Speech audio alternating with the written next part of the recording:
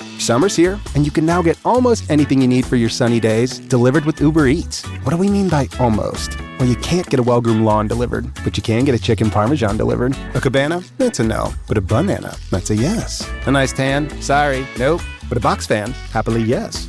A day of sunshine? No. A box of fine wines? Yes. Uber Eats can definitely get you that. Get almost anything delivered with Uber Eats. Order now. Alcohol in select markets. Product availability may vary by region. See app for details. Ryan Reynolds here for, I guess, my 100th Mint commercial. No, don't. I mean, honestly, when I started this, I thought I only have to do like 4 of these. I mean, it's unlimited premium wireless for $15 a month. How are there still people paying 2 or 3 times that much? I'm sorry, I shouldn't be victim blaming here. Give it a try at mintmobile.com/save. Whenever you're ready. $45 upfront payment equivalent to $15 per month. New customers on first 3-month plan only. Taxes and fees extra. Speed slower above 40 gigabytes. See details. Thanks for listening to the Red Treehouse, where I tell scary stories to keep you up at night. You can listen to the Red Treehouse on your favorite streaming platforms, including Spotify and Apple Podcasts. Be sure to follow, like, and subscribe. Oh, and leave a 5-star review. You can follow the Red Treehouse on social media, on TikTok, Instagram, YouTube, X, Threads, and Facebook at Red Treehouse Pod. And now you can find the Red Treehouse on Patreon.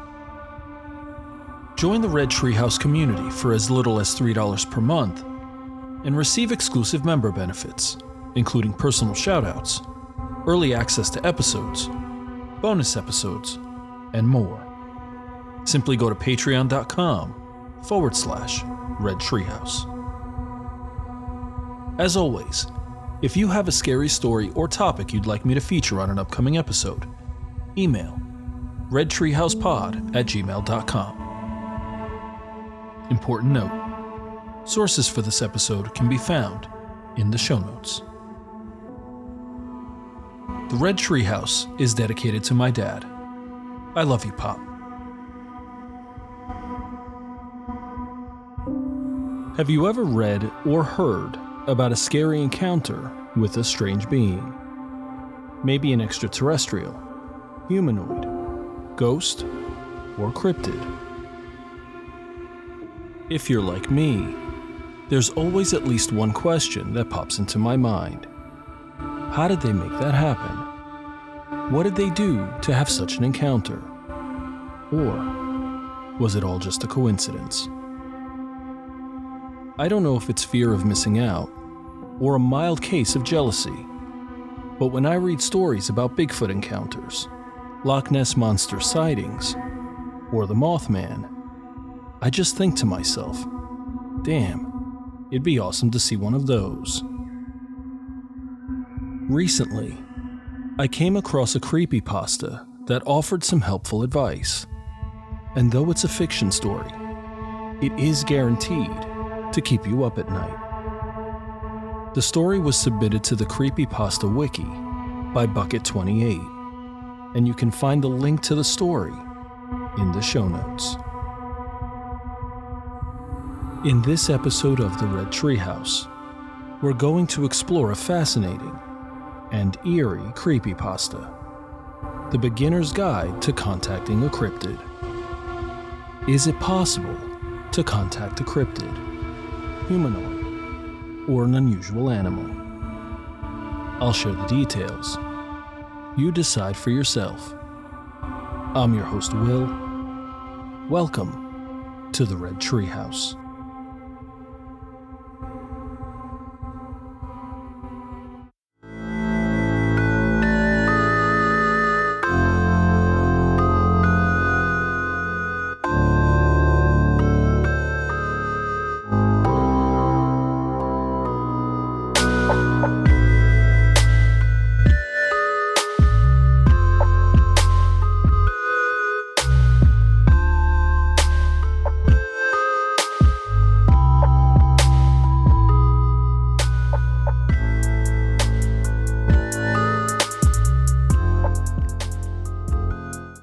What's new from Apple? There's the new iPhone 16 Pro, built for Apple Intelligence. And it comes with the all-new camera control, giving you an easier way to quickly access your camera tools.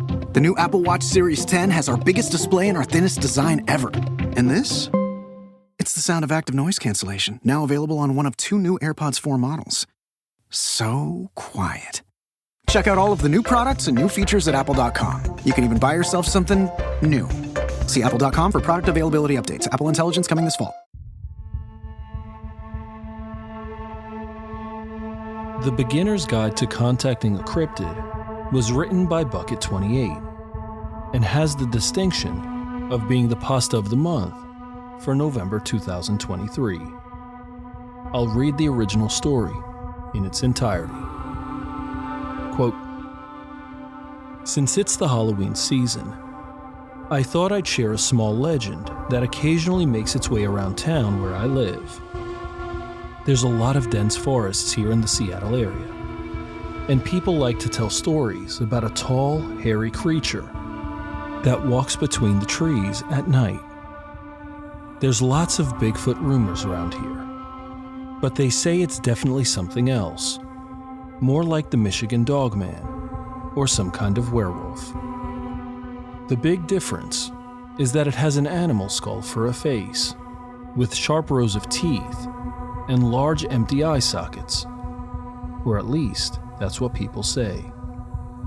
See, the thing is that the legend says it doesn't like to be watched, and it recognizes and avoids all kinds of cameras. Convenient, I know.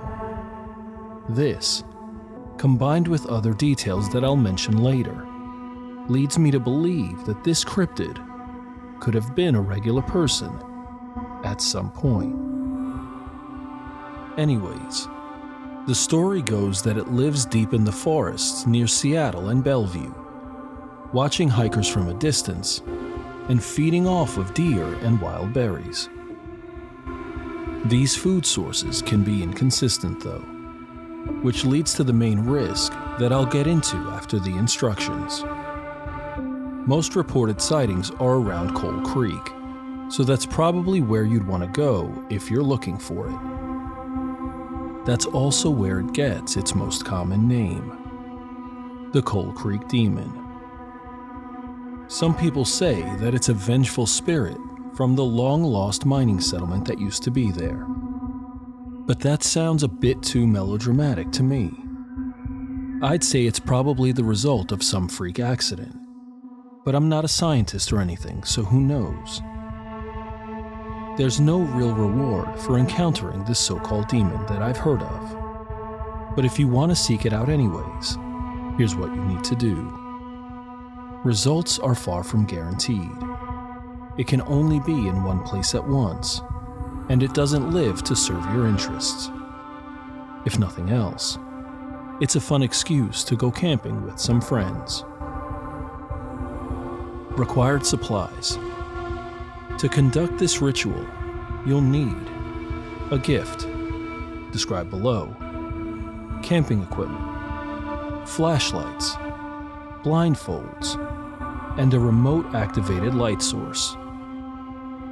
Some of these items are only necessary for certain approaches, so you can read ahead and decide what exactly you need to bring. Instructions. Step 1. Prepare a gift. This could be a metal token or some kind of trinket, but it's usually recommended to bring a nice meal consisting of red meat and berries. This is a very important step, because without a gift, it most likely won't show up. And if it does show up, you need to leave immediately. Step 2. Set up camp deep in the woods. If you can still see lights from other structures, you aren't far enough. You'll want to go in the late evening, so that you can set everything up just before sunset. There's actually some really scenic trails to go down, if that's your kind of thing. Step 3. Put away all recording devices and limit your light sources to your flashlights. You can also start a fire, as long as it doesn't burn too bright. The idea here is to create a welcoming environment while also maintaining a protected area. Step 4. Set up your remote-activated light source a few feet away from the edge of your camp and place your gift next to it. Keep the light switched on for now. Step 5. Sit back and relax. Once the sky is pitch black, you just need to wait for a sign.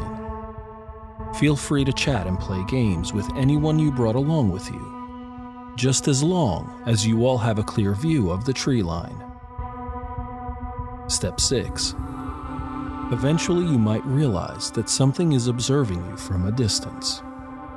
It could be a tall shadow in the distance, the snapping of foliage, a sudden unnatural silence, or just the feeling of being watched, if you believe in that sort of thing.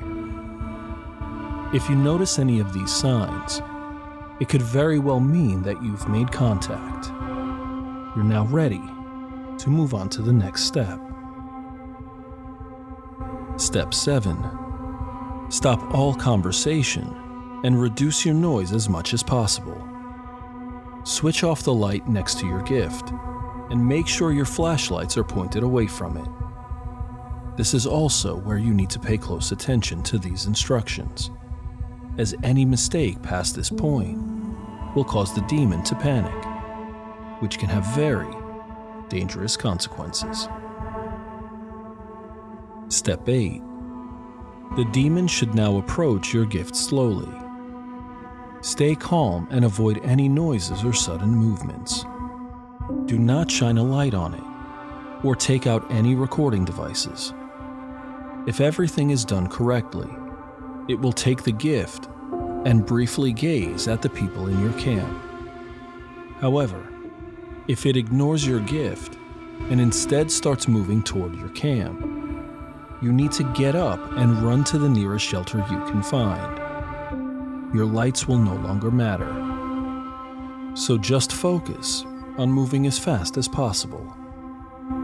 If you can't find anything nearby, try to hide in the surrounding foliage. According to all known recollections, it can run much faster than any human. So whatever you do it fast. This is the point at which most would be content to stop. So if you've had enough, just stay in place until it makes a small bowing motion with its head and walks back into the forest. But if you're an idiot like my friend, you can continue through these next steps and potentially get a much closer encounter. I don't recommend it. In my opinion, you're just asking for trouble by now. Step 9. While this creature is near your camp, quickly eliminate all sources of light and put on your blindfolds. This is where it comes in handy to be using flashlights, since turning them off is much easier than dousing a fire. Step 10. The demon will now feel free to explore your camp and inspect you up close. You'll hear it rummaging through your supplies and pacing around you. You might even feel its breath on your face. But you need to remain calm and stay still. And whatever you do not remove your blindfold. This creature is known to be relatively passive towards humans if unprovoked. But if you happen to hear any sudden sounds of distress from your friends, immediately evacuate the area, as described earlier. Step 11. Wait until it loses interest and walks away. Once you can no longer hear its footsteps, you're free to take off your blindfolds and turn your lights back on. You've now stood face to face with a cryptid and lived to tell the tale. So you've got some bragging rights with anyone who's willing to believe you. Like I said, there's no big reward, so it's mostly just about having the experience. Important notes. Now let's talk about the risks here. As you may have assumed by now, stories say that it has an occasional tendency to eat people, so there's that.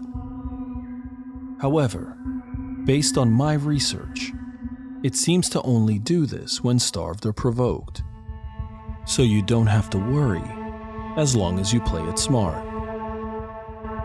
If anything, you should feel bad for the hikers who randomly run into this thing with no preparation. I'd recommend going out during the summer or early fall, since that's when the blackberries are in season and the wildlife is most active.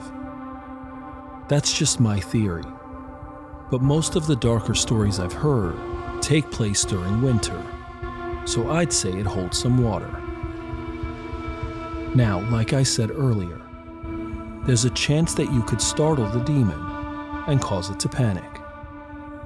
I believe this is usually caused by it suddenly being caught in clear view by a person, so that's why you don't want to shine a light on it or try to record it. If it panics, then it will either run off in a hurry or attack the person watching it, mostly depending on how far away it is. That's why it's a stupid idea to let it walk around your camp, because one mistake could be enough to put you on a missing persons poster. Past encounters.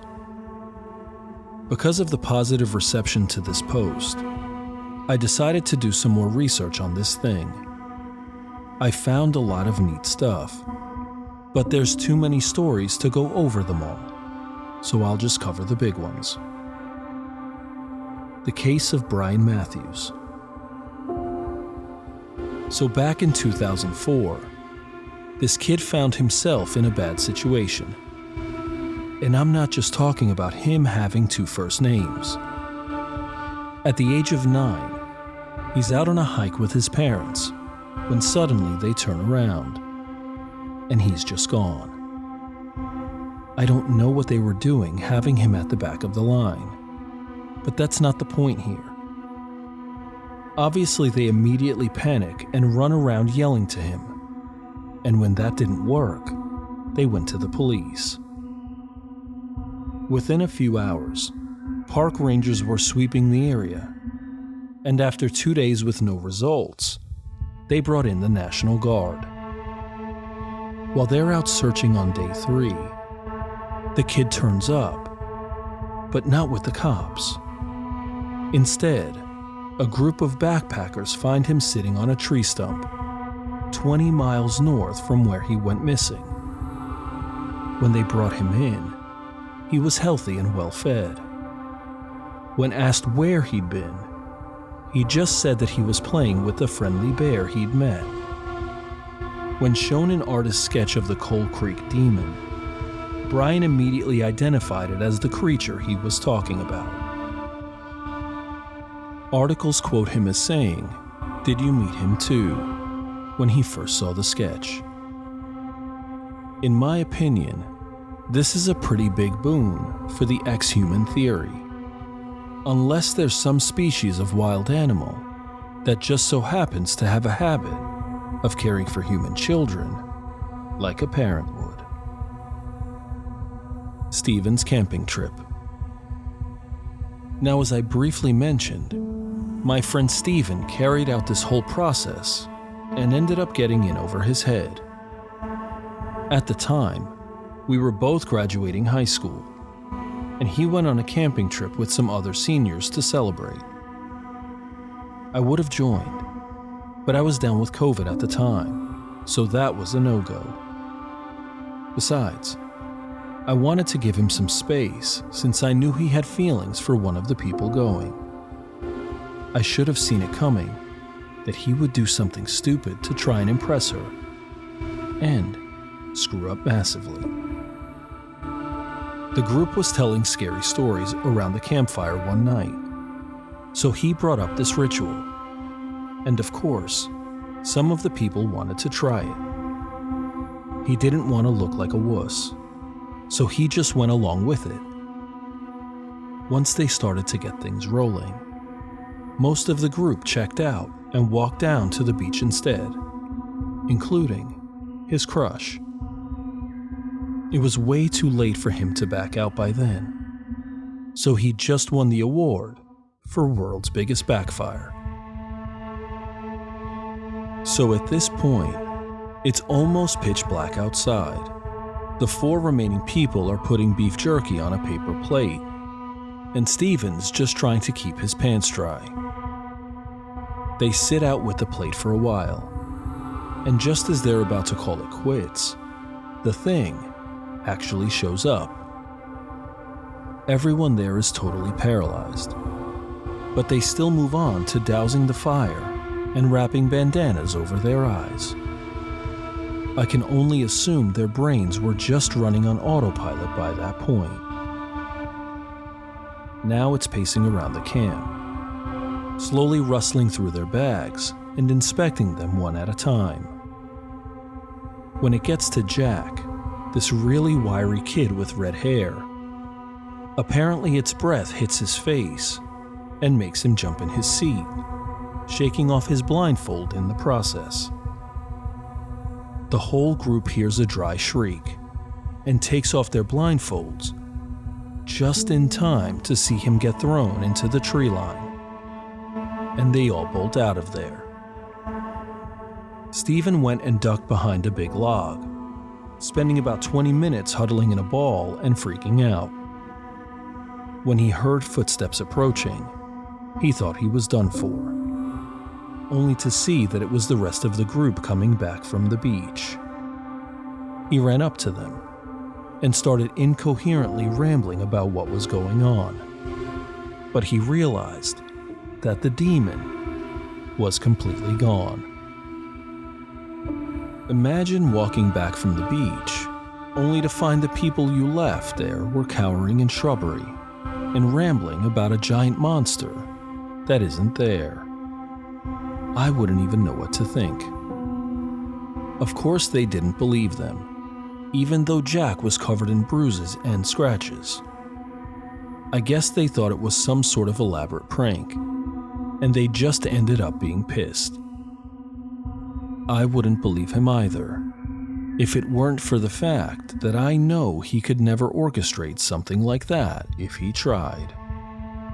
Overall, it was a very bad night for Steven. End quote. This was one of my favorite stories to read, and I may just follow the steps and let you know how it goes. Have you ever had a sighting or an encounter with a cryptid? If so, send your scary experience to redtreehousepod@gmail.com, and I'll feature your story on an upcoming episode of the Red Treehouse. As we close this episode of the Red Treehouse, we're left with this lingering question: is it really possible to contact a cryptid? I've shared the details. Now you decide for yourself.